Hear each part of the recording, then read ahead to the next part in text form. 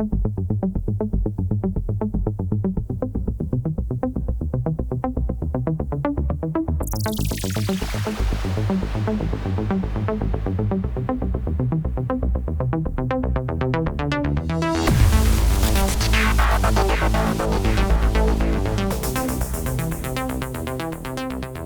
morning, everyone, and welcome to our webinar on two pots this morning. You may be forgiven for thinking this is a webinar on pot plants, but no, you have tuned into a discussion on retirement reform. I'll be exploring with my friend and colleague Jen Anderson this morning the contents of the draft consultation paper circulated in December by the regulator, which aims to address the current crisis we have in South Africa around people having enough retirement savings. And this situation has really been exacerbated by COVID. I'm Georgina Smith, for those of you who don't know me, and it's my privilege to look after the innate distribution and client servicing team. It's great to see so many of you online. Thank you very much for joining us today. But before we get into the discussion, a little bit of housekeeping. Quick note on CPD. For those of you who watch today's webinar in full, you'll receive a CPD certificate automatically via email. For anyone who didn't join us at the start of today or has to drop off early, or if you're watching this as a recording, or perhaps you're watching via someone else's unique registration link, you'll need to complete a questionnaire to receive your CPD point, and this questionnaire will follow shortly after today's webinar. There's also a slide pack on today's webinar, which we'll be sharing after the session, and as always, we're happy to take questions via the Q&A session at the bottom of your screen, and we'll answer these at the end of the session. So without further ado, I'd like to introduce my friend and colleague, Jennifer Anderson.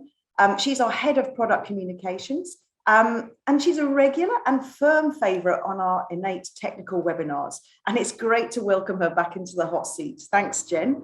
She's the absolute go-to person for my teams and indeed the rest of the innate business on all things to do with regulation and how changes will affect advisors and platform providers. Welcome, Jen. Hi, morning, everybody. Happy to be here. So we're here today, Jen, to talk about retirement reform and a very exciting development, I think. Something that's gotten you actually really excited, Jen, and actually quite a few of us. And it could be a fundamental change to the way in which we save for retirement. So, Jen, perhaps you can give us a bit of background about how we got here. Sure. And very, very typical of our industry. It was off the back of, I think, someone at National Treasury needing to meet their December KPIs. True to form, 14th of December, as we were all heading off for a good old break, arrived this nice fat pack of really, really fascinating reading to take on holiday. So it's what we've come to expect from the regulator for the past couple of years, and they didn't disappoint this year. Bang on middle of December. Something to keep you busy in the holidays. And Jen, this comes on the back of quite a few different aspects to retirement reform. Can you just give us a quick sort of a brief journey through what we've actually all experienced and perhaps what's to come? Sure, with pleasure. And for those of you who've joined us in a couple of these types of sessions, we will have talked about this before, but retirement reform's been on the go for ages now. So it first started, we first sort of heard about it initially way back in 2012, so that's almost a decade ago now. And at the time, National Treasury released a couple of discussion papers, and one of those was called Enabling a Better Income in Retirement. And that's really the first time we saw the concept of enforced preservation being mentioned for South African retirement savings. So really a long time ago. Then in 2014, the sort of retirement reform regulations came out. 2016, actually, 1st of March 2016, a lot of them were supposed to roll out. We all know that very little of that happened due to pushback from industry and the unions. And at the time, only sort of the initial retirement reforms actually came into effect. So, for example, that was aligning the tax treatment of all the retirement fund types and also, standardizing the tax deduction limit, that 27.5%. Then we had quite a long break while lots of negotiations were going on. And finally, in 1st of March 2021, the T-Day regulations came in. And for those of you who didn't join us for our T-Day webinar last year, that was the changes to provident funds, and basically that if you any new contribution to a provident fund, you can't cash out in full at retirement anymore. That came in last year. What's on the table now with this discussion paper, and I must stress it's only a paper at this point, so very early days, is three things. the regulators now casting their eye on what they're calling preservation, coverage, and costs. So that's what's in the paper. Those three words, Jen, they sound quite fancy. They could mean all sorts of things to different people. What do they actually mean? I think preservation is probably fairly obvious to people. And that's really, trying to ensure that money that people save for retirement is kept for retirement. It's preserved. It doesn't leak out the system for all sorts of other things. Coverage speaks to trying to widen the net. So giving more people, whether they are formally employed or self-employed, access to retirement fund savings. There's it's really an initial discussion there and sort of opening the doors, but talk of auto enrollment, for example, is included in that section. We're not going to have time to discuss that today. We're just focusing on preservation. And the last thing is costs, something that the regulator always worries about in this space. And really the aim there is to try and reduce the costs in the retirement savings industry with the view of passing those savings on to members and making it cheaper for us all to save. And there the regulator, likes to talk about consolidation. So trying to, minimize the number of small retirement funds and really get to bigger funds that have economies of scale and presumably lower costs. Lots of interesting debate on that one in the industry. But again, that's not what we have time for today, unfortunately. What we're focusing on today is that first part of the paper, which is the preservation part, and how National Treasury is proposing that we tackle that very big problem is via what they're calling the two-pot system. Yeah, I mean, just as an aside, I was running an SME in the UK when auto enrollment came in there. I think there's plenty of content around that for another webinar. So we'll come back to that, I'm sure, another day. But as you say, today is about preservation. And I want to understand why the government really should care about this. Surely, people might think, well, this is everyone's own individual responsibility for their own retirement planning. Such a fascinating topic. Anyone who watches our webinars and who knows me at all will know something I'm so passionate about and a massive problem, unfortunately, in our country. So I know, George, we don't usually put up a lot of slides, but I think for this part of the discussion, let's maybe put a slide up just to share the stats with everybody in the audience today, if you don't mind. Yep. Just give you a chance to get that up.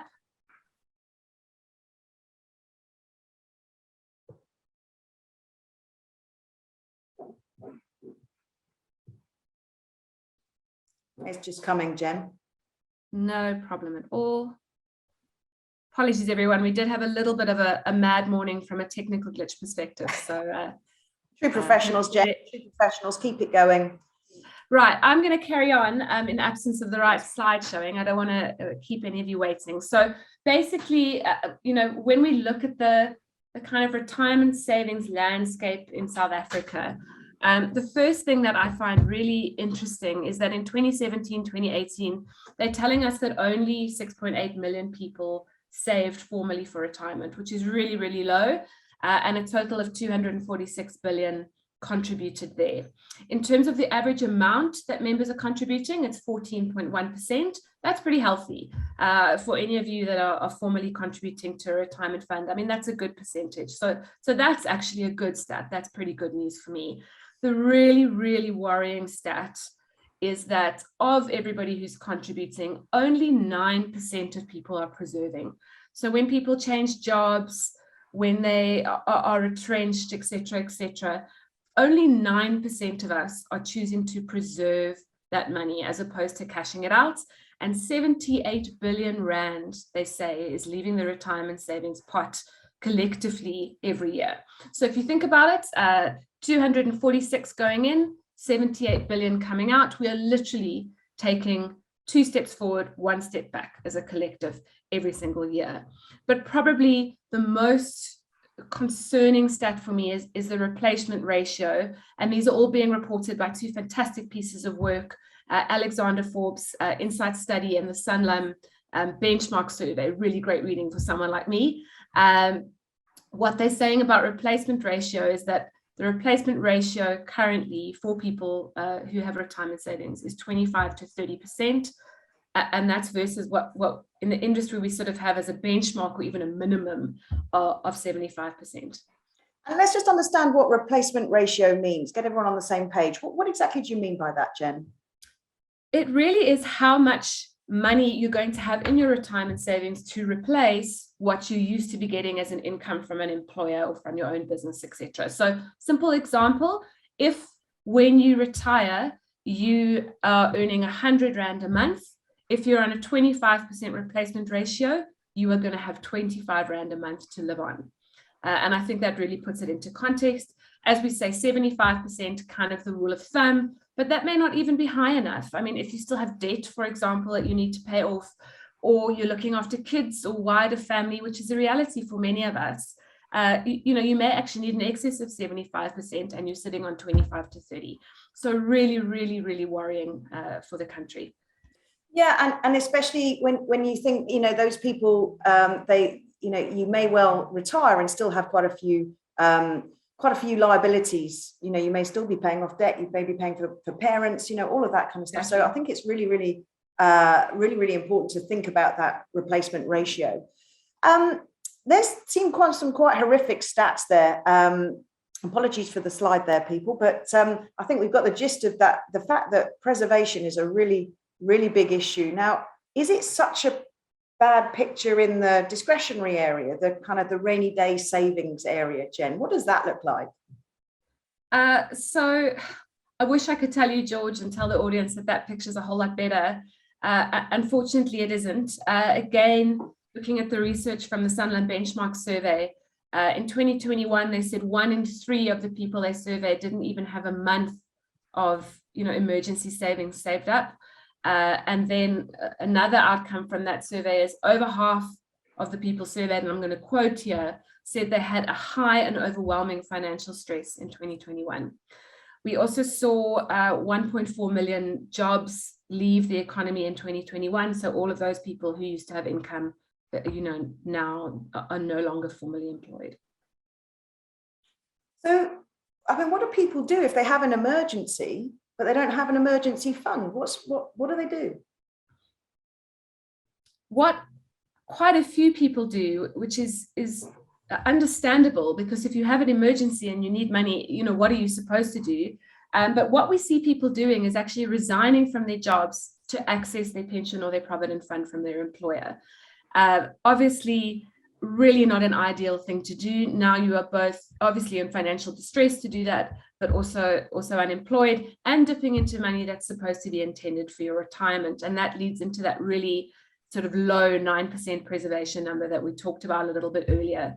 Obviously, COVID has made this probably worse as people hit, significant financial stress. And I think what the two-pot system is all about is really government recognizing the call that, we need to have a way to help people when a non-retirement related emergency comes along.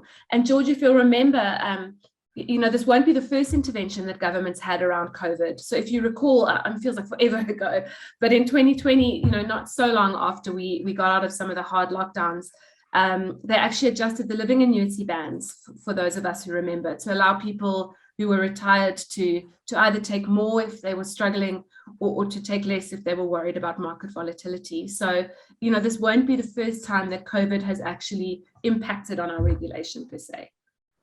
So we've got a really clear picture now about the problems and the fact that, people are accessing their retirement money in a behavioural way that is really not helping their own situation. And I'm guessing that the two-pot idea, the two-pot system, is looking to address these things. Is that the case, and how will it work, Jen?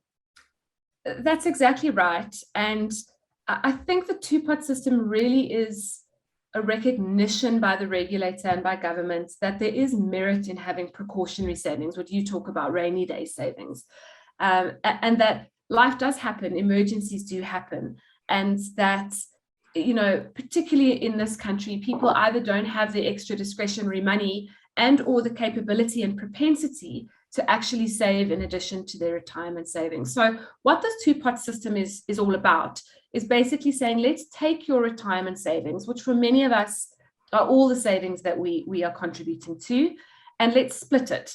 Let's have a section that you can access before retirement, and they're calling that the access pot in the paper. And let's have another section that is exclusively reserved for you to use in retirement, and they're calling that the preservation pot. And together, those two pots are looking to form your total retirement benefits, and really balance out, I suppose, what are very opposing requirements. A need for money now when a situation arises that's unforeseen, and a need for money when you retire, and it's trying to actually solve for both of those. Let's be clear, Jen, how does this differ from what we've got at the moment? We've alluded to it, we've made mention of it, but how does it nuts and bolts differ from what we've got?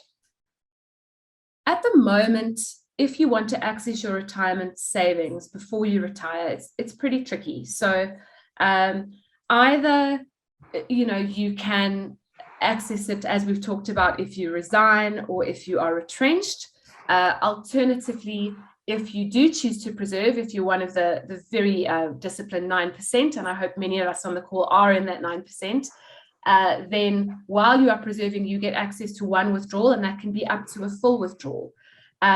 Also, if you leave the country, obviously no more financial immigration, but once you've been out the country for 3 years or more, you can take a full pre-retirement withdrawal because you're no longer in South Africa. But other than that, there's very little access, before you actually hit that retirement event. And if you're in a retirement annuity, for example, you've got very little wiggle room. You can't access it on resignation because it's not employer related. There's no one withdrawal like there is on preservation. You're literally stuck until you hit 55 or you leave the country for more than 3 years. So very, very difficult to get your hands on that money.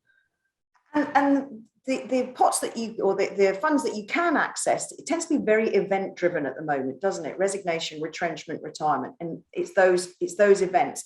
And my understanding is what's being proposed is something quite different. So let's take perhaps a look at those two pots in a bit more detail, Jen. Let's start with that access pot. How's that going to work? Sure. And again, here, let's have a try with the slides. I know we struggled before. Let's see if we can put up a slide. There's lots of devil in the detail here. If we don't get it right, there we go. There we go. Apologies for the slide issue earlier, everybody. So yeah, I think it helps for everybody to see a little bit of the detail here because there is a lot, and I'm not going to talk you through all of it. The first thing that the paper proposes when it comes to the access pot is how much in the pot.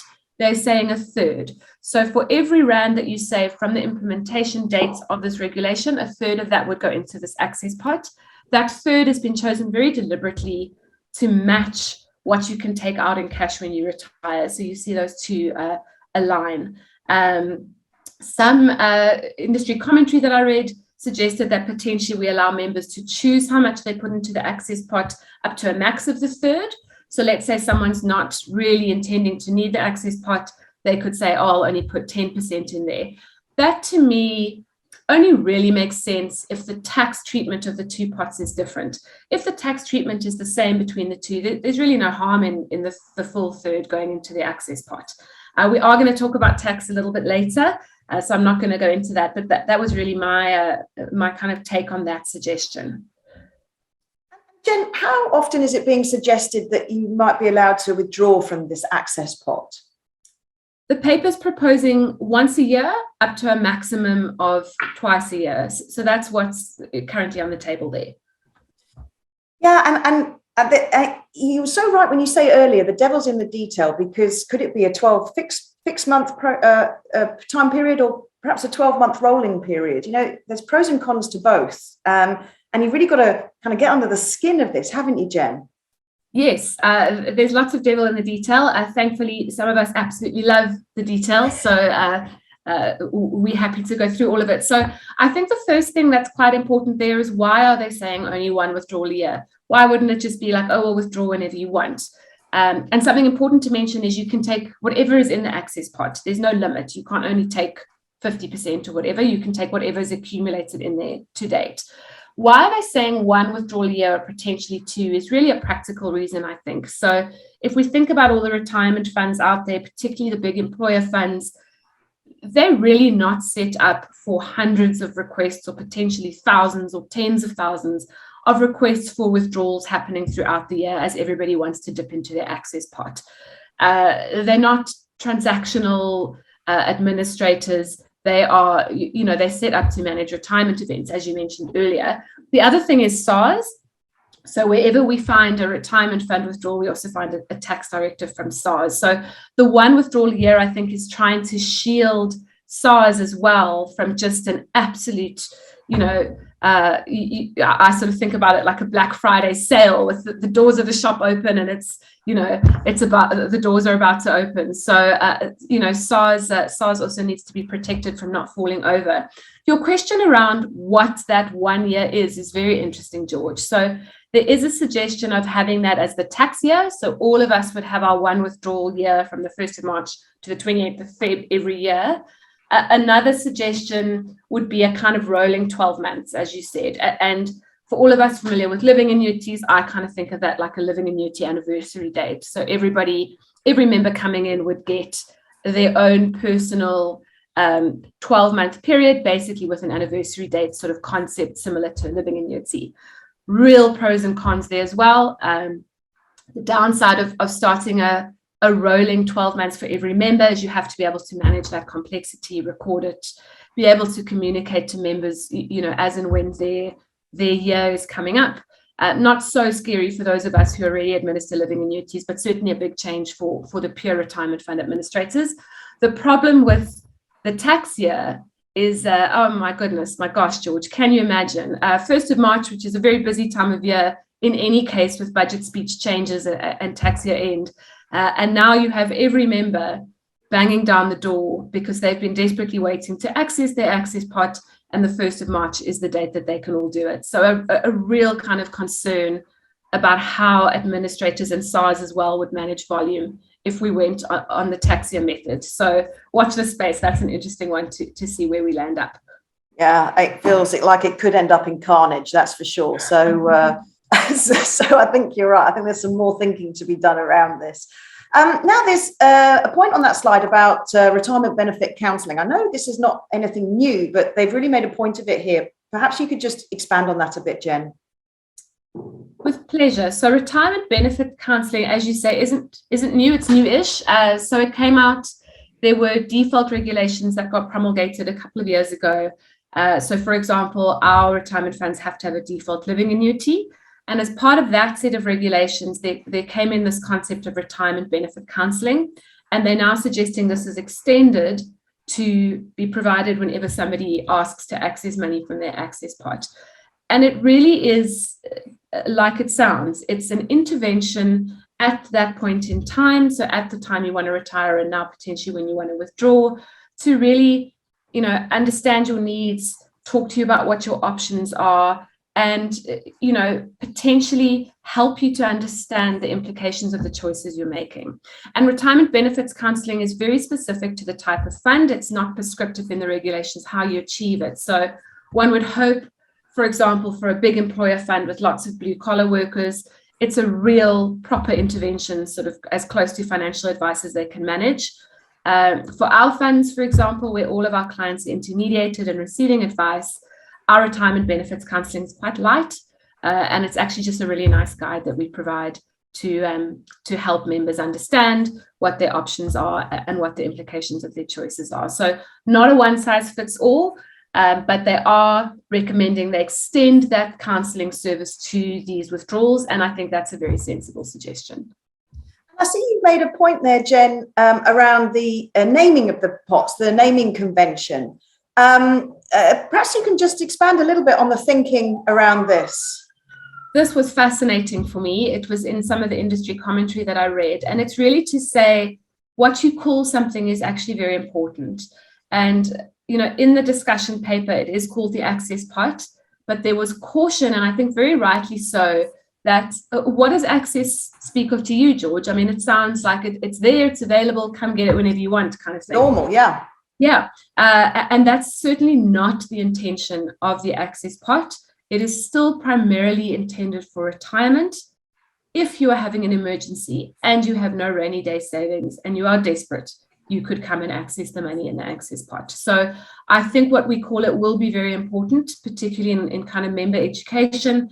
There was even a suggestion in some of the commentary that we call it the emergency pot. And I actually quite like that because it sort of conveys the gravitas of when you should access this. It really is for emergencies only. Yeah, I absolutely agree with you. And I think that's great commentary from the industry on that. I'm interested in the third and what happens at retirement. For example, if I've already accessed some of my access pot or even all of my access pot, and then I get to retirement, do I still have access to another third or the third of what's left? Or how's that all going to work? It's a great question. Just to kind of make sure I understand what you're asking, you're saying if I'm in the year I'm going to retire, and before I retire, I already take my third out of the access pot, whatever's there, and I pay according to the pre-retirement tax tables. And now I come along later in that same year and I want to retire. Can I take a third of what's left in the preservation pot, or have I used up my third when I took it out the access pot? And it's definitely the latter, George. I think it's quite clear. The access pot is for you to cash out. You can choose whether you do so before or at retirement. And the preservation pot is intended for retirement and retirement only. That sounds sensible. And I see good old Regulation 28 has made it in there. Any comments on that piece, Jen? I'm always nervous to comment on Reg 28. I think it could be a very interesting and heated debate if we get onto the merits and the pros and cons of Reg 28. But I didn't see any industry comments on it. I think it's to be expected that Reg 28 would apply across both pots, keeping in mind this access pot is still primarily for people to use to retire. And if we just think back to why Reg 28 is in place, merits, debating the merits aside, Reg 28 is really intended to ensure that you diversify sufficiently and that you don't invest in anything that's too risky and volatile. And I think that principle is still sound and holds true for both the pots, both the access and the preservation pot. So no surprise, I think, for anyone that Reg 28 is there, and no contention from the industry on that either. Maybe that's another webinar, Jen. Perhaps we can take the slide down now. And because there's quite a lot of information there to take in. And I guess because it's a new type of pot, but I presume the preservation pot is a bit simpler. Am I right? Yeah, you are right. The preservation pot is the remaining 2/3, firstly. So the third's going to the access pot, the 2/3 going to the preservation pot. And this preservation pot is intended, as I said, for retirement only. You cannot touch it until you retire. And when you retire, you have to annuitize it in full. So really just to make that practical for everybody in the audience, if you resign, you won't be able to access anything in the preservation pot. You must preserve it. If you choose to preserve that access pot, as opposed to, for example, putting it into an employer fund and it's now being preserved, you will not have one withdrawal from that bit of your preservation investment. If you're retrenched, you won't be able to access it either. There isn't any mention of divorce in the paper, but obviously we'd need to consider how divorce would impact the access and preservation pots. I anticipate they would probably apply any divorce order proportionately across the two pots, but we're not into that level of detail yet. I mean, that sounds really sensible. But I'm interested in the unions in this, because traditionally they've always opposed forced savings for retirement. Where are they going to land on this, Jen? I think it's fair to say that, some of the reasons that we're sitting a decade out from when the original kind of papers were released on retirement reform, some of that is to do with large industry bodies and the unions, and a real concern they had for members who need access to funds prior to retirement. So you're right, George, there has been very strong pushback from the unions on this type of proposal up to now, and also quite a lot of talk that they would never support a proposal like this in the absence of a state pension fund. I don't know if you remember, there was lots of talk about that a couple of years ago. I think that National Treasury has been really, really clever with this proposal, and I would expect that they would have actually developed this in quite close conjunction with some of the main unions.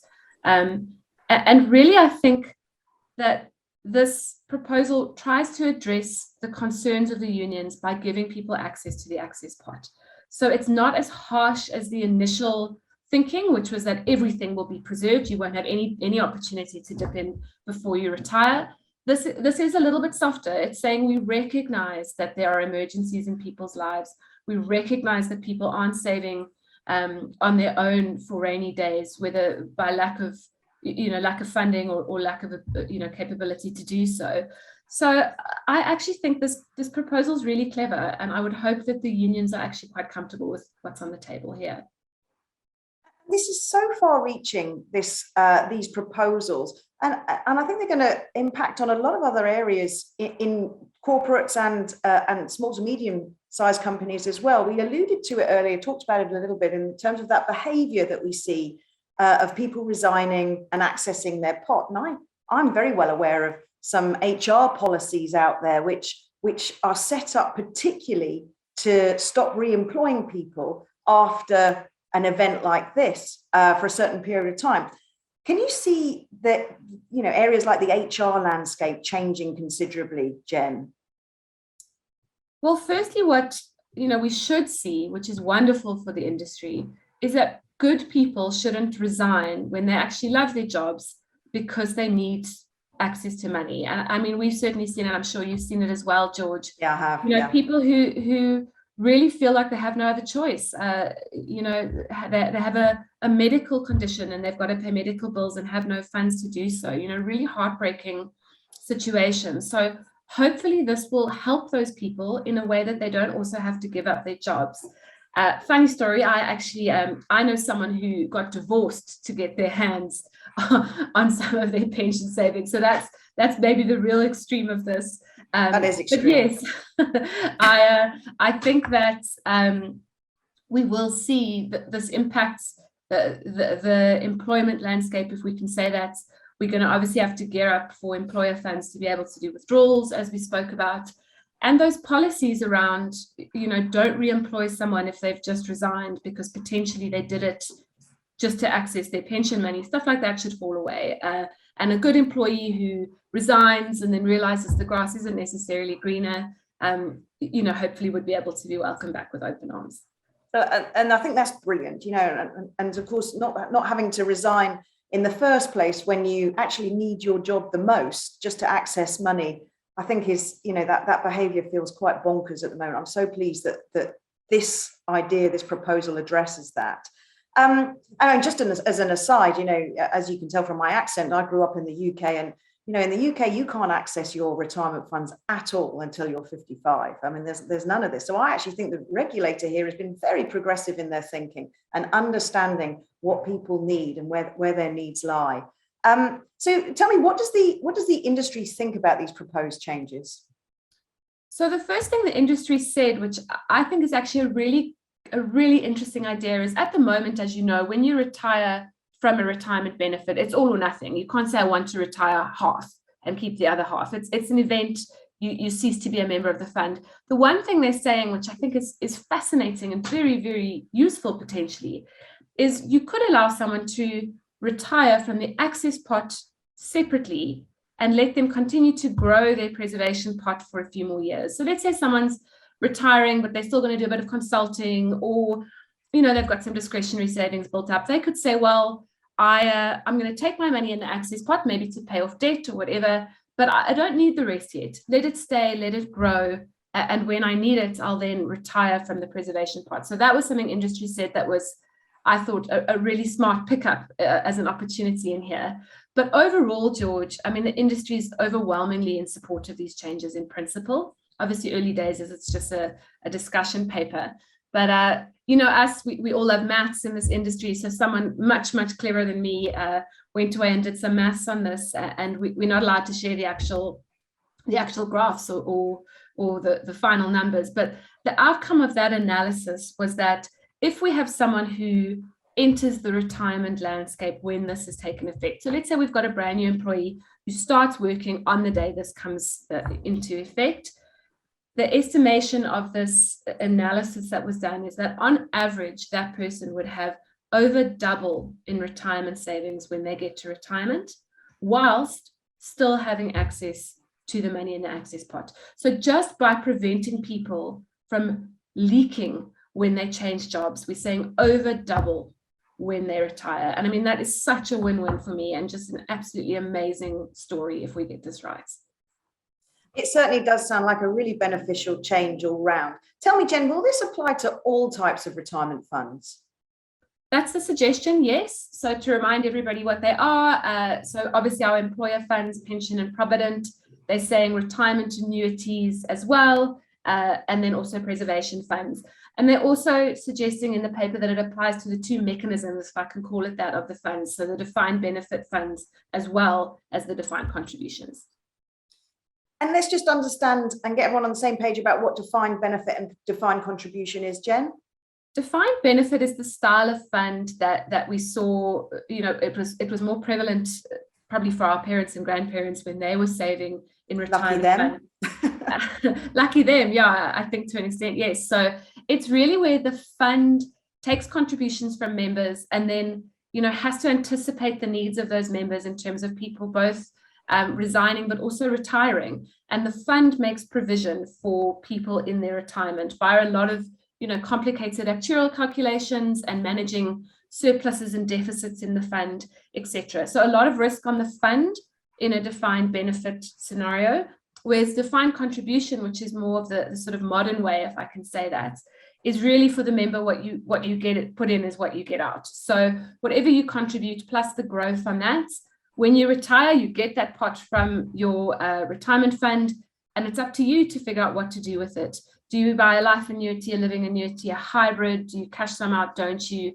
And if you make the wrong choice and you end up, without enough money when you're in retirement, that's actually your problem. A lot of risk on the member for defined contribution. Yeah, it really is about who carries the risk, isn't it? But I'm listening to you and I'm thinking, goodness me, to implement this on a defined benefit scheme, surely that sounds like a very difficult job.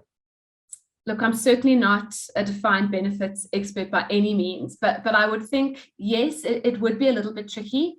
They'd need to be able to carefully cater for the liquidity they'd need for these access withdrawals happening on an annual basis.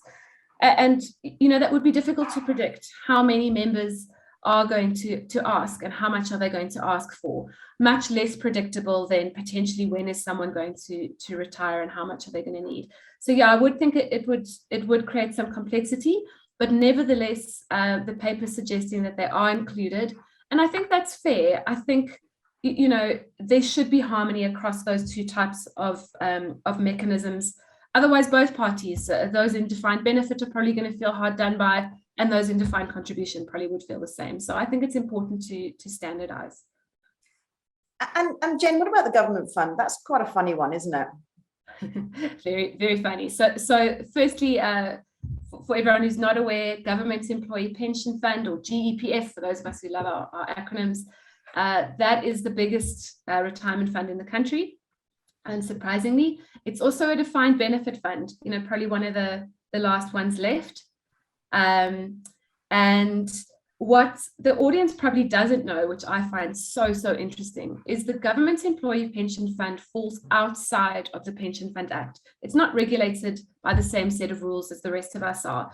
And those of you who have clients who are, they've resigned from the Government Employee Pension Fund, you'll know, it has totally different rules for withdrawals and retirements and things. And it can do that by virtue of the fact that it's actually not governed by the Pension Funds Act. So I think when the suggestion, which it is to bring the Government Employee Pension Fund into this two-pot system, the regulators looking forward.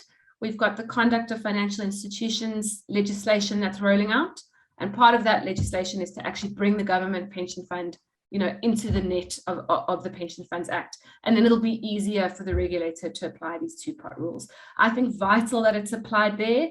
If we leave the Government Employee Pensions Fund out, we're leaving such a big portion of our retirement savers on the old or on a different regime, actually, because it's totally different. And Jen, we've had loads of questions come in, and it's so great to see so many questions. There's quite a few questions coming in about what happens to the retirement money that's already been saved. Will we retrospectively apply these two pots to that? What happens there? So for anyone who joined us on our T-Day webinar about a year ago, you'll remember we spoke about the concept of vesting. And what vesting means is basically don't change the goalposts for money that's already been saved in the retirement system. And it's a really, really important pillar and a principle of the retirement savings industry is that people are making lifelong and long-term decisions based on what you have told them in terms of how the system works.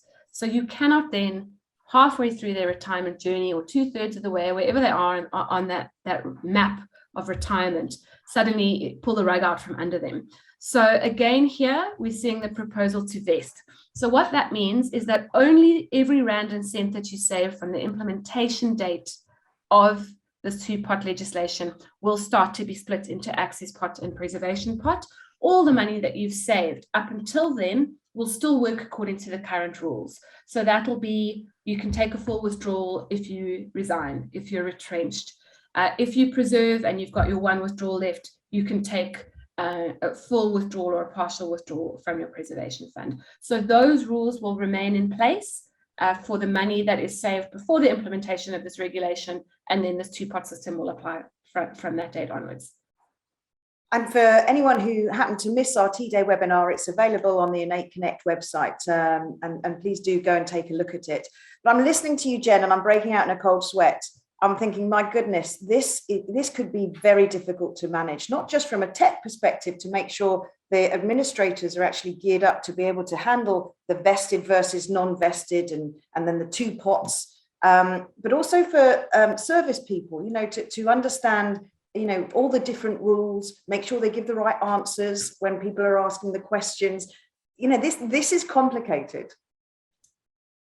By all means, there's no way to sugarcoat this. It's extremely complicated from an administrative perspective and a member communication and understanding perspective. So not only now do you have vested rights for T-Day, so you've got, non-vested and vested T-Day, I want to say pots, but now, the pot word seems to have been reserved. But now you're going to have the two-pot pots as well. And those two will overlap each other. So because those regulations didn't come in on the same day. So extremely complex, I think, to both administer from a system and process perspective, but also complicated for clients and advisors to understand. So I think the challenge to us as an industry is going to be, can we implement this in a way that makes it simpler? And if we can't, if we need to sort of keep all of these benefits sort of rolling around in the same investment account, how do we make the reporting to advisors and clients clear and simple enough that people can clearly see what all these different sections of their money is and what the rules are that apply to each of those pots, let's say. Well, it's just as well we've got a lovely digital platform that we can use to enable this, isn't it, Jen? And the reporting, I think, is going to require some really clever thinking and creative thinking. So, Jen, you mentioned earlier about potentially allowing some immediate access to retirement savings. Perhaps you can talk us through that. This is, I think, a part of the paper where the regulators asking the question of the industry. So it is quite a sort of consultative process, I think, around this. And it goes against what we've just discussed investing. So I hope people don't get confused. But what this is really saying, we know the last couple of years have been very financially tough on a lot of households. Should we think about giving some immediate access to people when this rolls out? So let's say, for example, on the day it rolls out, carving out a portion of your existing retirement savings and giving you immediate access to that in the access pot. Gosh, and how much do you think they'd let people access? They're saying a maximum of 10% or up to a maximum of 25,000, whichever is less. So not an enormous amount. That 25,000 has been chosen quite deliberately, I think, because that's the amount below which you don't pay any tax on a pre-retirement withdrawal. So that's what they're suggesting. Let's see where it lands. Gosh, I can feel that everyone's going to be taking advantage of this if it was to come into being. What do you think, Jen? Yeah, I agree. I once again have my Black Friday analogy in my mind of the people pressing up against the glass, sort of waiting for the doors to open, and they're going to stampede over each other to grab the last TV. There's a lot of concern, I think, both from the regulator in this proposal as well as the industry. And one of the main things is a run on the funds. And to the extent that not only could the funds be destabilized, but potentially the whole economy and our saving system. So much of what is saved in South Africa is saved through retirement funds. So that's a concern. What would it do to market prices? Also, practically, how would we manage? They're saying 2 to 3 million withdrawals probably would flow through the gates, pretty soon after this was made available. That's 2 to 3 million things for administrators to process, and once again, 2 to 3 million tax directives for SARS. So really a lot of concern around this part of the proposal. So if this is so risky, which I agree, I think it is, what are the other alternatives on the table, Jen? There are a few that are mentioned. So the one was to say, well, could maybe the funds give members a loan? As we know in this country, where there are loans, there's the National Credit Act. So I think that sort of blows that option out the water pretty quickly. Another suggestion to potentially only offer withdrawals to those who are in need, but that would be very difficult to ascertain. I mean, neither retirement funds nor SARS nor the regulators really in a position to establish eligibility. I think that would be difficult to do. I mean, even SARS, for example, they obviously can see all our IRP5 data. They could say, oh, look at this person, they've had a big drop in income, in the last couple of years. But to assume that is as a result of financial difficulty, is a big assumption. So I think that sounds like such a wonderful option in principle, but probably very difficult to achieve practically. So this one, George, I don't know where we're going to land on this one, I must say. Yeah, it sounds like we've got a bit more thinking and talking to do on this one. Jen, we're coming towards the end, but I know we can't go to questions until we've tackled tax. And I'm sure there's lots of people in the audience thinking, well, how are we going to tax this, especially this access pot? What's going to happen here? How is it going to be done, Jen? What's going to happen from a tax perspective? Before we jump to tax, I just wanted to say one more thing on this immediate access, which I thought was so valid in some of the industry commentary. And it was to say there's precedent here.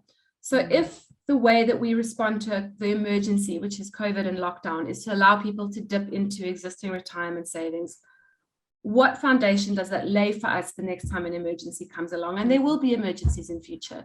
So if, for example, there's a drought that affects a lot of people, will the expectation from the public be, oh, we're going to get another dip into our retirement savings? I thought that was such an interesting comment, very, very valid. How does one define an emergency? Very, very interesting. But let's move on to tax. I'm keeping an eye on the time. I'm hoping we have time for a few of our questions, and happy to run over if we do run out of time. So from a tax perspective, I think there's sort of some principles that the regulator applies when it comes to taxing retirement funds. I'm not going to go through all of them. They'll be in the pack. But I think the most important one for me is that the intention of tax on retirement savings is intended to incentivize people to save. It is supposed to be a carrot. And at the moment, our carrot is when you contribute to a retirement fund, that contribution is tax deductible. Yeah, so how are we going to see a change in how the access pot is taxed then? So there's a lot of the paper that talks about what we should do with the access pot. How should we tax it? The first suggestion is just leave the tax as is. So to remind everybody, when your money goes in, that contribution is tax deductible. Your benefit is shielded from tax in terms of the investment return. And then on the way out, when you withdraw, only then you are subject to income tax. So one of the proposals on the table is just leave the tax like that for the access pot. Interestingly, there is quite a good opportunity for arbitrage there. So if you're a high income earner being taxed at 45%, put your contribution in, get the 45% tax break, and then in the very same year, do a withdrawal from the access pot and be taxed at the top pre-retirement tax bracket, which is currently 36%, so a 9% differential there. On the opposite end, which is probably the biggest worry, is if you are only being taxed at 25% and you now access your access pot, you got a deduction of 25%, you're potentially going to be taxed at 36%. So that was one of the concerns with keeping the tax as is. Yeah, and it won't take long for the high earners to work out the arbitrage. And actually, it's the low income earners that actually need the break, if you like. They're the ones who are going to most likely access the access pot, emergency pot, whatever it ends up being called. So, I think there maybe have to be a bit more thinking around this. What else is on the table here, Jen? There was a suggestion to potentially use the tax-free savings method. So no tax deduction on the way in, protection of returns while you are saving, and then, no tax on the way out. So no benefit from a tax perspective in, no tax out, and then relief. The problem with that is then there's no incentive. There's no carrot there to put money into retirement savings. That was the concern that the industry raised there. A couple of other suggestions also on the table. One that I found this one pretty good, is to say if you still give people the tax deduction when they contribute, keep that the same. And then when they withdraw, add that pre-retirement withdrawal to their taxable income for the year so that it gets taxed at whatever their kind of marginal and effective tax rates are. I thought that was a pretty good suggestion, but we'll have to see where this one comes out in the wash. Yeah, and that's a really nice conversation for an advisor to have, along with all the tax harvesting, tax efficiency conversation as they come towards the end of the tax year. That does sound quite sensible. But where is the industry going with this? What do they recommend? Very strong commentary from the industry here. They do not want any changes to the tax treatment of any part of the retirement savings. Very, very strong commentary from all of the documents that I certainly read. And I think, from a few perspectives, the first is very concerned about removing the incentive for retirement savings, which we've touched on already. The other thing, which I found so valid, is to say, this access pot's not going to be voluntary. People are all going to have to start, having an access pot and a preservation pot. So don't penalize people who don't actually use their access pot by giving them a worse tax regime over the access pot. That would be contrary to sort of the principles of retirement funds and taxation. I found that really, really interesting. I also think the concern is tax is far-reaching and complex. So I always sort of think it's like, you turn the tap on here, a little drip, but actually you're breaking a dam wall, sort of 10 pieces of regulation down potentially. So I think a lot of concern that this two-pot thing on its own is a huge change. Let's get that in, let's stabilize it, bed it down. And a few years in, we can always reassess if the tax treatment as it remains appropriate. And I do understand that there's an argument to say this is a lot of change. Let's not put too much change through the system. Yeah. And let's just bed it down. I do understand that. So is the industry proposing any other changes, or is it just like no changes? A few things were suggested that I thought were very valid suggestions. The one was to potentially de-link the pre-retirement and at-retirement tax tables. So at the moment, they're separate tax tables, but that 500,000 Rand you get tax-free at retirement is reduced every time you do a pre-retirement withdrawal. And that makes sense to an extent in the current regime. I think it's quite complicated, but it does make sense because we're really trying to disincentivize people from withdrawing before they retire. Although it's not working clearly. But when you have this access pot concept and you're sort of saying to people, it's a little bit more accessible than it used to be. It's not transactional, but it's there if you really need it. Should you really penalize the people who use their access pot in emergencies by reducing what they get tax-free at retirement? So that was the one suggestion that I thought was very interesting. The other was to say, is this 500,000 still valid? I'm trying to cast my mind back, and maybe one of our audience can set me right. I can't remember when that amount changed. And as we all know, 500,000 Rand doesn't get you today what it got you a decade ago. So, a suggestion that actually I suppose could be looked at independently of this, is that 500,000 Rand still appropriate, or do we need to increase it? So Jen, before we go to questions, give us the inside scoop. When is this going to happen? When are they looking to implement this? Oh, the magic question. You won't believe it. The paper is suggested 1st of March 2023. This is a massive change. I think everybody who's been with us today will appreciate that. Industry is saying, please, at least 12 to 24 months from the date the final regulation is published. So we can't go off now off the discussion paper only and start scurrying around and making changes. Very dangerous as well, to even do that off a draft. So really saying this is huge, this is very fundamental, we want to do it properly, 12 to 24 months, please, from the final reg. So I think the earliest we'll see this coming in would be 1st of March 2024, but potentially even later. Yeah, that makes sense. Jen, let's move across to some questions, if I may. That was brilliant. I think we covered an awful lot of ground there. I'm sure there's a lot of questions that have sprung from it. So the first question I want to go to is one from Brandon. Thank you, Brandon. Do you think two pots may encourage the younger clients to start investing in compulsory funds earlier? That's a very interesting question. I would certainly hope so. Everyone who knows me knows that I've certainly been saving from the first opportunity I had. I'm not sure, to be honest. I think when you're young, it's so difficult to think about retiring. I do think what's going to drive the younger people to save more will be the auto enrollment. And that will probably see will roll out much later than this two pots, because we want to eat this elephant one thing at a time. Auto enrollment will really, put retirement saving at the front and center for young people who are employed. Great question. Yeah, and depending on how they do auto enrollment, they've certainly seen a massive uptick in young people investing in their retirement in the UK as a result of it. So watch this space on that one. Yeah, very much so. So second question, this came in from Craig. It came in before we talked about vesting, but Craig says, ASISA is proposing that the two-pot system only apply to future contributions and not existing fund balances. What's our position on that? What's the Stanlib and Innate position on this idea, Jen? I mean, I think we've covered that. So key. Vesting really is important. And I mean, Craig, if you've been to any of the ASISA conferences, I've been to a few, they often talk about trust in the system by the members on the ground is so vital. And where there is instability in regulation and inconsistency, that breeds mistrust. So key. I don't think we're ever going to see that going away, particularly for this regulation.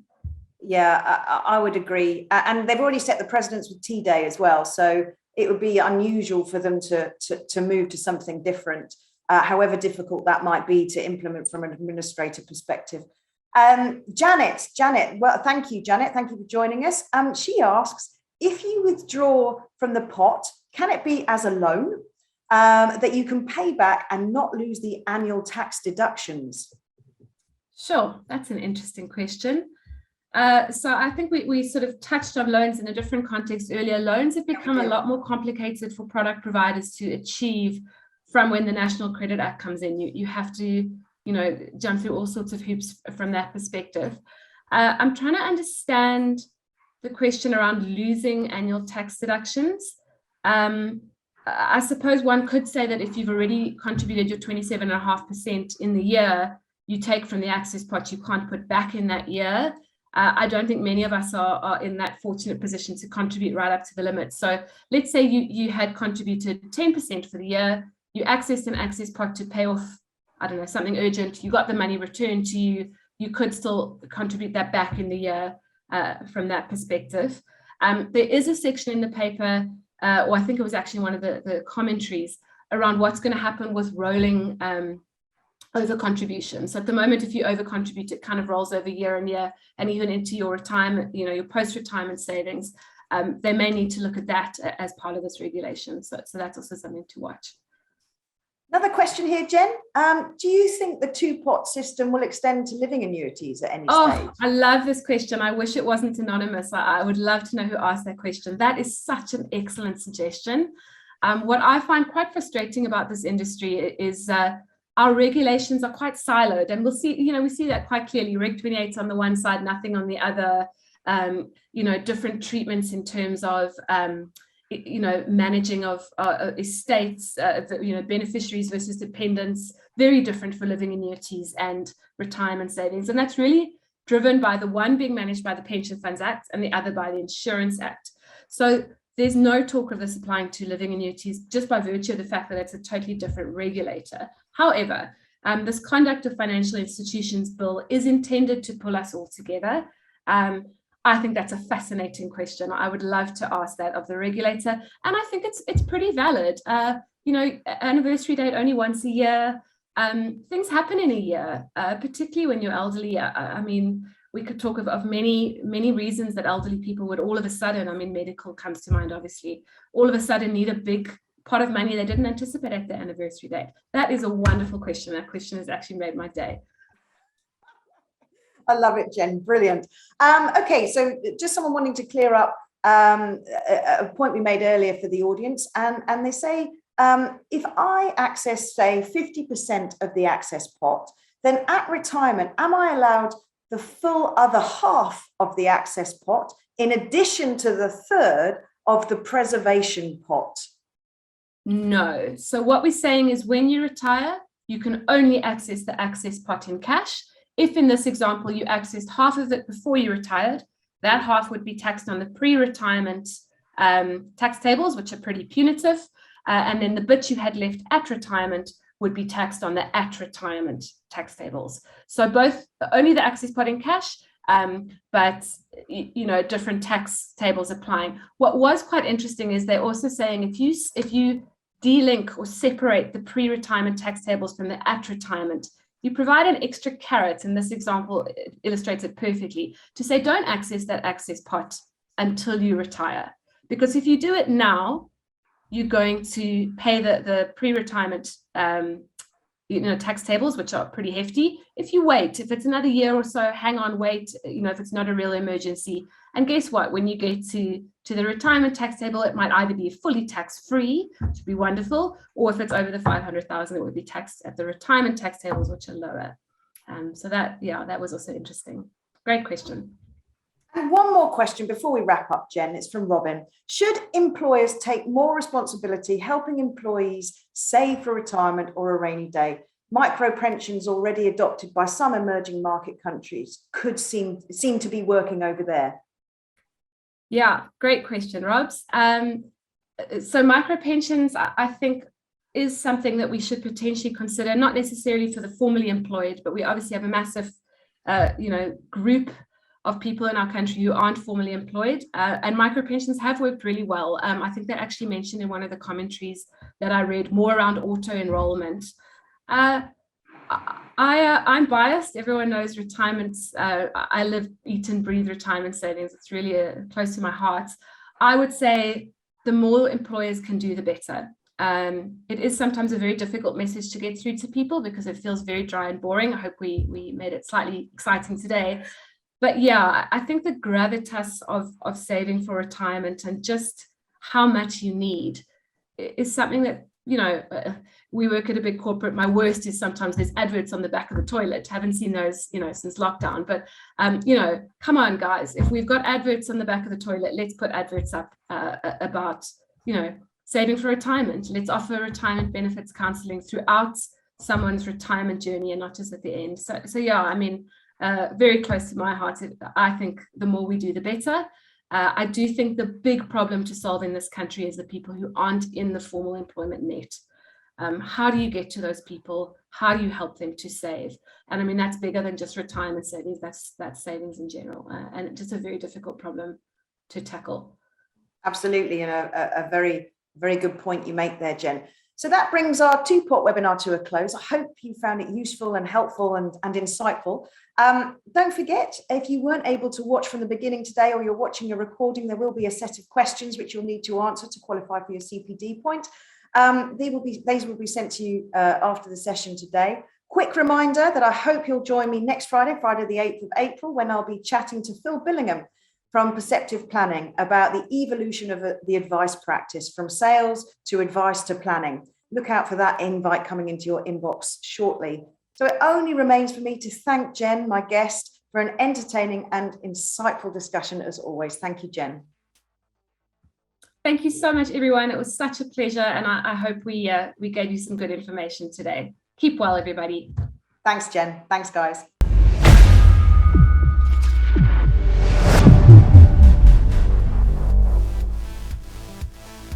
Innate is a registered trademark of Stanlib Wealth Management Pty Limited, an authorised financial services provider.